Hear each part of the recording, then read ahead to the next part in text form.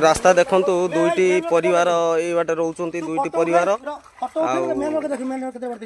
दुईटी परिवार एई रास्ता रे रहउचंती आउ पानी रे सबल में जीवा आसिया करचंती जो पोखरी पानी फुल होउची तापरे पटर हमर गोटे स्कूल अछि देखंतु मेन रोड एटा हला मेन रोड ए गाड़ी जाउची एइटी हमर धानकोटा प्राथमिक विद्यालय रहिची ता सहित विद्यालय पछपट को दुई तीन परिवार रहउचंती किंतु गोटे दुईटी परिवार हैरान होउचंती रास्ता एठी तांकर बहुत शॉर्ट अछि आउ पोखर पानी फुल हो जाउची जा फल कि सेमान जीवा आसिया करि परनाती निज दैनंदिन जीवन बंचिया पई समान को असुविधा होउची आमे प्रशासन को अनुरोध करिवु एई दुईटी परिवार पई किछि उटे व्यवस्था कले निश्चित से माने आपण पाखरे ऋणी हेगी रहिबे आउ गोटे परिवार जते बेले न बाहरी पारियो निज दैनंदिन जीवन जते बेले न बंची पारिबो निश्चित ताको असुविधा हबो